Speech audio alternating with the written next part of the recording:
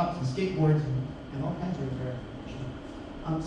We recently hit a milestone. We've been adding information to iFix as fast as we can. We hit 50,000 free repair guides online in March, so that's super exciting. A big part of how we were able to do that is through our partnership with universities around the world. So we have over 19,000 students that have collaborated, adding information to iFixit from about 80 different universities around the world. And it's really, really powerful and exciting to see the kinds of things that they've created. We've also been able to partner, fortunately, with manufacturers that are starting to share information. So Motorola has agreed to support the repair community and start providing information and tools and parts, which is really exciting. There is no cell phone manufacturer that has ever done this before outside of Fairphone. It's a big deal to have one of the major big electronics manufacturers supporting our work. So we're super excited about that. Unfortunately, the rest of the companies are not. So let's talk about how to get them on board. It's been really exciting to see all the various projects that have happened. So our friends at EEB, the European Environment Bureau, and a whole bunch of folks in this room have put together some really cool campaigns this year. This is pretty neat. And all of our friends collaborated and have been pressuring Brussels. And this is a group of folks that showed up to protest in front of the European Parliament last year. These sad appliances have made their way around the world. This photo has been viewed tens of thousands of times. So it's really cool to see this campaign. I am incredibly proud of some young ladies that I'm just meeting for the first time today.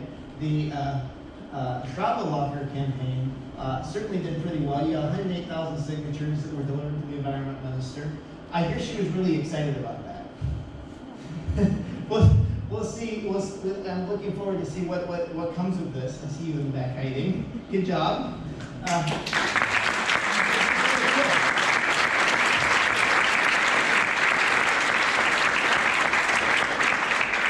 This is how change starts, right? Is we start to show the people in power that this kind of thing really matters.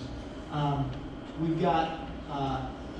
So this is Ugo and Janet and the Restart Project recently launched the Manchester Declaration, where they've got members of the British Parliament signing on supporting repair rights. That's a really powerful move. There are people in the U.S. The organization that I helped start, Repair.org in the U.S. has been advocating on right to repair across the country. It's really exciting to see things moving. We've got farmers on our side. This is one paid. I want to tell you about Amanda. Amanda is a wonderful friend of mine. She runs a nonprofit in Minnesota called TechDome. And they're a recycler. They take all kinds of materials and they employ people from disadvantaged backgrounds, and they're fixing electronics every day. And this is her crew fixing iPhones, and they'll fix phones and resell them. They do a great job, and they have been really involved in driving the right to repair efforts in Minnesota. So 20 different U.S. states have introduced right to repair laws. And what Amanda is saying is, hey, my technicians are very good at their job. They need more information, they need parts, they need support from the manufacturers. And so we have been working on this right to repair campaign, enlisting security experts. Amanda has been really, really powerful and strong. It's amazing to see what you can accomplish when you set your mind out to it. And she's really been driving a lot of change in Minnesota. This is the progress that we've made so far. We managed to get a law passed at the U.S. federal level a few years back to legalize unlocking cell phones. In Massachusetts, they passed an automotive right to repair law in 2012, and we've been modeling our work on the Massachusetts law. And it's starting to get a lot of traction. Consumer Reports is the leading consumer advocacy organization in the United States. They are supporting right to repair now. And this is the 20 different U.S. states that have introduced right to repair laws. None of them have passed it yet. You say, why haven't you passed it? You got 20 different states that all like this idea. What's the problem? The problem is that Apple and Microsoft and others are fighting us very hard, right? But we're going to beat them.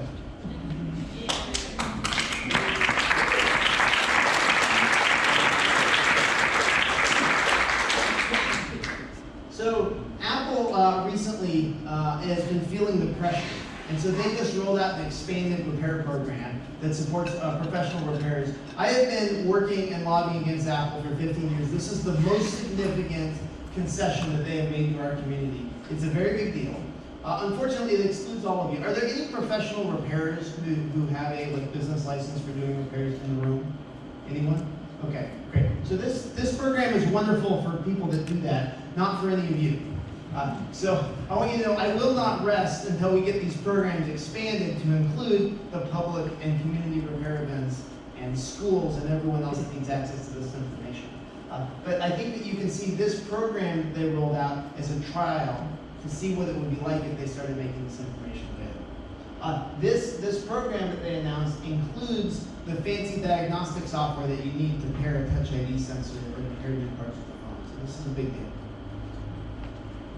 There have been some kind of ups and downs over the year. One of the things that we lost is one of the members of the range repair community in the US who was running a recycling business was thrown in jail by Microsoft for distributing repair discs for products. He spent about a year in jail. He just got out.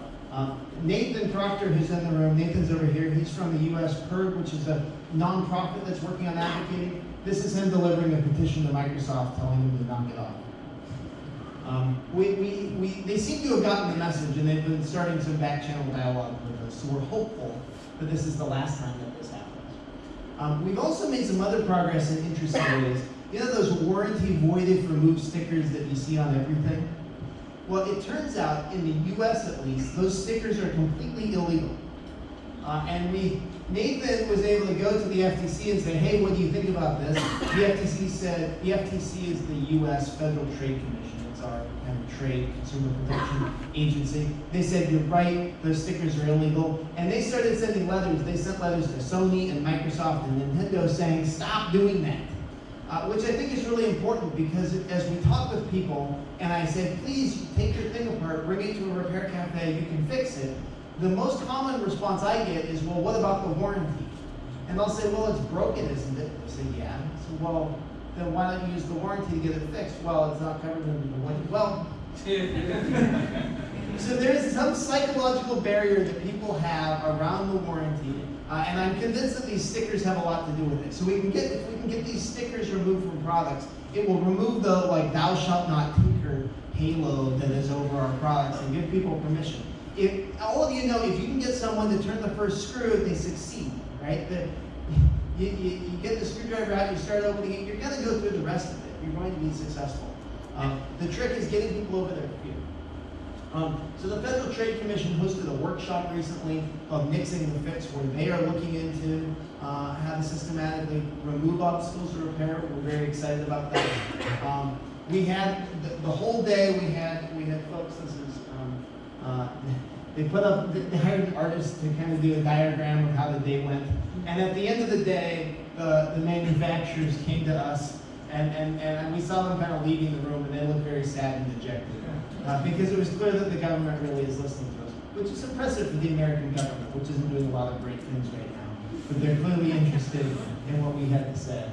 This is at one of the government events where I was testifying, and then you have the $800 an hour lawyers on the other side saying, no, it will cause all kinds of problems. So it's really, I think, cool to see how we're working on policy, we're working on advocacy, but all that is bringing people together in one place to exchange information, and my hope is that I want to do everything I possibly can to enable all of the local events that you are running to be as successful as possible. So this is the Restart Project page on iFixit, and there's all kinds of cool community groups that have created pages online and are collaborating and sharing and going online and translating repair guides. This is one of the tutorials that Fareed put together, and then he has all kinds of useful information. We also worked with Peter Mui from Fixit Clinic, which is kind of the biggest network of community repair events in the United States, and we've been working on making videos with him to help people when they're first starting repair communities, so you can find those on our YouTube channel. And then we also have this kind of fun thing where as you contribute to iFixit, you can track how much the community is using what you've created by your reputation on the site. You can see his star is on the rise. And then we also built a tool. We realized that we're stupid Americans and we only speak American. But there's a whole rest of the world out there, and so we built a translation feature where anyone can translate guides on iFixit. We have more and more people doing that. And please help us translate. So this is a guide, and then it's been 72% translated into French, and it's getting 7,200 views per month in France, where you have people that are looking at this guide and they're stuck looking in English and would like to see it translated. So I'm incredibly enthusiastic about where we're at as a community. We are making progress with repair policy goals across the board. All of you are doing really fantastic work. We have policy initiatives advancing in US states, in Germany, in France, in Italy, and at the European Commission level. There's a lot going on. One final thing I thought I would bring up. We've heard feedback from the community a lot that it can be hard when you're setting up a new community event or when you're just getting access to tools. And we spend a lot of time thinking about the repair tools that we're developing. How do we make tools that are solving precisely the needs that all of you have, especially when you're dealing with new gizmos, glue, adhesives, that kind of thing. And so we want to support the community more aggressively. We've already been giving everyone who sets up a new repair cafe, we've been giving them a prototype. We're going to start a new project where we're going to be giving tool micrograms to community repair events.